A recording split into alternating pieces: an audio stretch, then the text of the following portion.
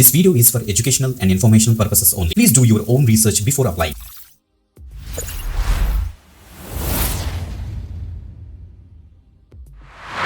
Welcome back again. This is Vidya. You watch వి దట్కి government jobs channel. Guys, government job updates అని కూడా ఈ యొక్క పర్టికులర్ ఛానల్ మేము రోడ్ అయితే చేస్తాం కాబట్టి రెగ్యులర్గా ఫాలో అండి.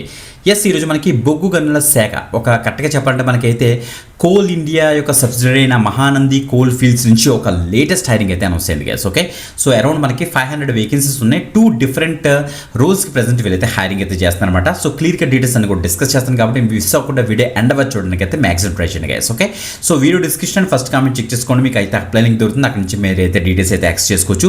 ఇప్పుడు ఆ డీటెయిల్స్ మీకు ప్రాపర్గా క్లియర్ కట్గా ఎక్స్ప్లెయిన్ చేస్తాను, స్క్రీన్ మీద చూడండి ఒకసారి. Okay, let's start. రైట్, మీరు ఇక్కడ చూడొచ్చు, ఇక్కడ మనకి మహానంది యొక్క కోల్ ఫీల్డ్ యొక్క లిమిటెడ్ యొక్క అఫీషియల్ పేజ్లో మనం అయితే ఉన్నమాట. మీరు ఇక్కడ చూడండి, రీడ్ ఇన్స్ట్రక్షన్స్, మీరు ఇన్స్ట్రక్షన్స్ కోసం అడ్వర్టైజ్మెంట్ కోసం ఇక్కడ మీరు క్లిక్ చేయండి.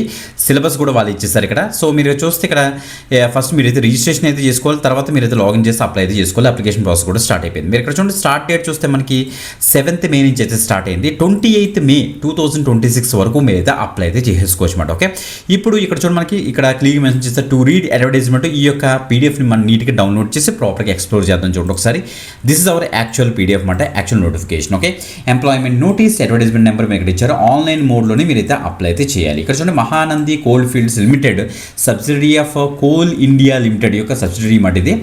గవర్నమెంట్ ఆఫ్ ఇండియా అండర్టేకింగ్లో మీరు అయితే వర్క్ చేస్తారన్నమాట. Okay, position and vacancies first నుంచి చూసేద్దాం. చూడండి ఒకసారి. సో మనకి అసిస్టెంట్ ఫోర్మ్యాన్ ఒక పోస్ట్ ఉన్నాయి, మనకి ఇంకోటి టెక్నీషియన్ మనకి ఇంకొక పోస్ట్ అవుతుంది అనమాట. సో ఈ యొక్క 2 పోస్టులు, ఒకటేమో 150, ఇంకొకటేమో 350, టోటల్గా చూసుకుని మనకైతే 500 వేకెన్సీస్ అయితే ఉన్నాయన్నమాట. ఓకే, ఈ అసిస్టెంట్ ఫోర్మ్యాన్కి సో 47,330 రూపీస్ వరకు పర్ మంత్ మనకైతే బేసిక్ పే ఉంటుంది. ఇంకా అన్ని అలవెన్స్ కలుపుకొని ఇంకా బెటర్గా ఉంటుంది అనమాట. సో టోటల్గా 150 వేకెన్సీస్ అయితే ఉన్నాయి మనకి. అన్రిజర్వ్డ్, ఈడబ్ల్యూఎస్, ఎస్సీ, ఎస్టీ, ఓబీసీకి అసలు ఎలా డివైడ్ అయిందో పైన ఇక్కడ చెక్ చేసుకోవచ్చు మీరు. ఓకే, ఇంకా టెక్నీషియన్ ఎలక్ట్రీషియన్ ట్రైనింగ్ వచ్చేటోడికి మన కేటగిరీ 3లోకి వస్తుంది. ఇది పర్ డే బేసిస్లో వీళ్ళైతే పే చేస్తారన్నమాట. 1,583 రూపీస్ పర్ డే వీళ్ళైతే పే చేస్తారు.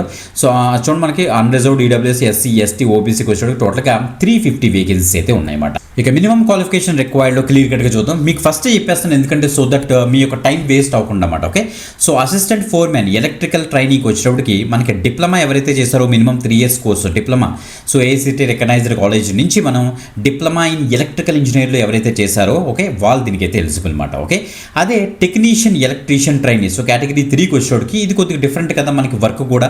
సో దానికి ఏం చేశారంటే మెట్రికులేట్ అంటే మీరు 10th పాస్ అయి ఉండాలి, దాంతోపాటుగా ఐటీఐ చేసి ఉండాలని చెప్తున్నారు. సో ఇక్కడ మనకి minimum NCVT, SCVT minimum 1 year of training మీరు అయితే తీసుకుని ఉండాలి. దాంతోపాటుగా ఎల్టీ పర్మిట్ మీకు అయితే ఉండాలట. ఓకే, సో ఇక్కడ మనకి కొన్ని స్పెసిఫికేషన్స్ ఇచ్చారు మైనింగ్ పార్ట్స్లో. ఆ యొక్క క్వాలిఫికేషన్ ఉంటే మీరు దీనికి అయితే అప్లై అయితే చేసుకోవచ్చు. ఇక ఏజ్ లిమిట్ విషయానికి వస్తే 28th మే 2026 అనే ఒక డేట్కి వీళ్ళైతే క్యాలిక్యులేట్ చేస్తారన్నమాట. మినిమం 80 నుంచి మాక్సిమం 30 years వరకు మీకు అయితే ఉండాల్సి వీళ్ళైతే చెప్తున్నారు అన్రిజర్వ్డ్ అండ్ ఈడబ్ల్యూఎస్ క్యాండిడేట్స్కి. ఓకే, ఇలా కిందకు వచ్చేస్తే సో మనకి ఓబీసీకి వచ్చేటప్పుడు మనకి ఓబీసీ ఎన్సీలకి ఏమో 3 years ఏజ్ రిలాక్సేషన్ ఇస్తారు. ఎస్సీ ఎస్టీకి ఏమో 5 years ఉంటుంది.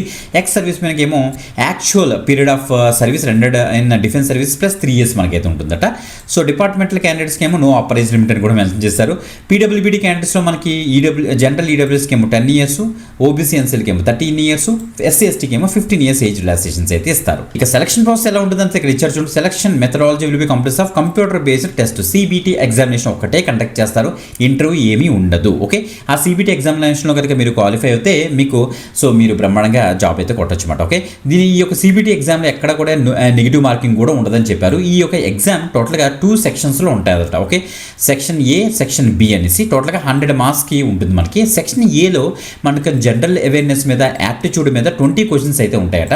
సో ప్రతి క్వశ్చన్కి 1 mark అయితే ఉంటుందని వీళ్ళైతే చెప్తున్నారు. సెక్షన్ బికి వచ్చేటప్పటికి టోటల్గా మీ యొక్క టెక్నికల్ నాలెడ్జ్ అంటే మీ యొక్క సబ్జెక్ట్స్, మీ చదువుకున్న సబ్జెక్ట్స్ మీద ఉంటుంది. టోటల్గా 80 questions ఉంటుంది, 1 mark ఈచ్ అని చెప్తున్నారు అనమాట. ఓకే, సో ఎగ్జాక్ట్ షెడ్యూల్ మనకైతే ప్రాపర్గా మనకైతే ఈమెయిల్ ద్వారా వాళ్ళైతే ఇన్ఫర్మేషన్ అయితే ఇస్తారు, క్లియర్గా మెన్షన్ చేస్తారు.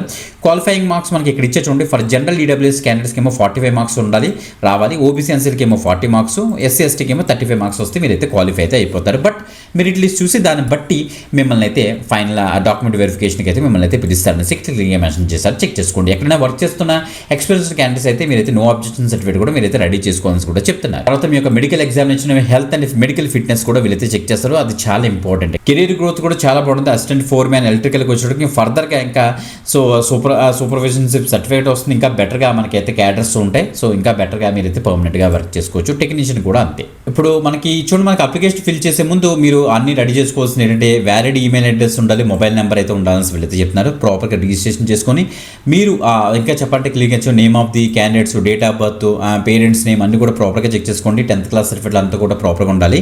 సో దాన్ని మీరైతే ప్రాపర్గా అప్లోడ్ అయితే చేస్తారని చెప్తుంది అనమాట. ఓకే, టెస్ట్ సిటీస్ విషయానికి వస్తే ఇక్కడ ఇచ్చారు. ఆన్లైన్ అప్లికేషన్లోనే మనకి మెన్షన్ చేస్తారట. మీరు ఒక 3 టెస్ట్ సిటీస్ మీరైతే సెలెక్ట్ చేసుకోవాల్సి వస్తుంది. సెలెక్ట్ చేసుకుని మీరైతే అప్లై అయితే చేసుకోవాలి. ఇంకా ఆన్లైన్ రిజిస్ట్రేషన్కి వస్తే ఫస్ట్ మనకి మీకు ఆల్రెడీ వీడియో డిస్క్రిప్షన్ ఫస్ట్ కామెంట్లు ఇస్తాను. అక్కడ నుంచి మీరు డీటెయిల్స్ యాక్సెస్ చేసుకోండి. అక్కడ రిక్రూట్మెంట్ సెక్షన్కి వెళ్తారు. అక్కడ అప్లై మీకు ఇచ్చేసిన తర్వాత మీరైతే డైరెక్ట్గా నేను దగ్గర చూపించిన కదా స్టార్టింగ్లో ఆ యొక్క పేజ్లోకి వెళ్తారు. Email address, mobile number, personal details, education details upload చేయాలి. And scan copy of matriculation, మనకి SSC, ITI and degree certificates అన్ని స్కాన్ చేసి పెట్టుకోండి. క్యాస్ట్ సర్టిఫికేట్ స్కాన్ చేసి పెట్టుకోండి. ఎక్సర్వీస్ అయితే ఆ యొక్క సర్టిఫికేట్స్, పీడబ్ల్యూబీ అయితే PWB certificates, LT permits, second జాబ్కి మాట. ఓకే, అవన్నీ కూడా రెడీ చేసి పెట్టుకోండి. సో దాంతోపాటుగా మీరు అప్లికేషన్ ఫీజు కూడా ఆన్లైన్లోనే మీరైతే పే చేయాల్సి వస్తుంది అనమాట. సో ఆ యొక్క డీటెయిల్స్ కూడా ఇక్కడ క్లియర్గా మెన్షన్ చేస్తారు. ఇప్పుడు చూపిస్తాను చూడండి ఒకసారి. సో అప్లికేషన్ ఫీజు విషయానికి వస్తే 1000 రూపీస్ ప్లస్ జీఎస్టీ వీళ్ళైతే ఛార్జ్ చేస్తున్నారన్నమాట. ఏంటి general unreserved and OBC and EWS category పీపుల్కి 1000 రూపీస్ ప్లస్ జీఎస్టీ ఉంటుంది. అంటే 1180 రూపీస్ అయితే ఉంటుంది. So any other tax and bank charge will be bond by the candidates అని కూడా క్లియర్గా మెన్షన్ చేశారు. ఓకే, ఇంకా చెక్ చేసుకోండి. అదే మీరు కనుక SC, ST, PWBD, ex service men, ESM, next female candidates, next employees of coal India candidates ఎవరైతే ఉన్నారో వాళ్ళు ఏమీ అప్లికేషన్ ఫీజు ఏం పే చేయాల్సిన అవసరం లేదని క్లియర్గా మెన్షన్ చేశారు. చెక్ చేసుకోండి. ఇక్కడ once PVL will not be refunded అని కూడా మెన్షన్ చేశారు. ఆన్లైన్లో మీరైతే పే చేయాల్సి వస్తుందని చెప్తున్నారు అనమాట. ఓకే, సో ఇలా కిందకు వచ్చేసి మొత్తం అన్న డీటెయిల్స్ ఇదే పీడిఎఫ్లో మనకైతే ప్రాపర్గా ఇచ్చారు. మనకి టోటల్గా 10 పేజెస్తో పీడిఎఫ్ మాట. ఈ పీడిఎఫ్ని మీరు ప్రాపర్గా చెక్ చేశారంటే మనకి డీటెయిల్స్ అన్ని కూడా తెలుస్తాయి. ఓకే, సో మనకి టెంటేటివ్ మనకి అడ్మిట్ కార్డ్ ఎప్పుడు డౌన్లోడ్ చేసుకోవాలి, టెంటేటివ్ సిబిటీ ఎగ్జామినేషన్ అన్ని కూడా మనకి ప్రాపర్గా మనకి వెబ్సైట్లో ఉంటుంది. చెక్ చేసుకుంటూ ఉండండి. ఓకే, మంచి అప్డేట్. ఇది మాత్రం ఎక్కువ మందికి షేర్ చేయండి. So video description first comment check చేస్తారంటే మీకు అప్లైనింగ్ దొరుకుతుంది. మీరు అక్కడ నుంచి డీటెయిల్స్ అయితే యాక్సెస్ చేసుకోవచ్చు. ఓకే, ఇంకొక ఎక్సలెంట్ ఆపర్చునిటీ మళ్ళీ కలుద్దాం. అంతవరకు సెలవు. బాయ్.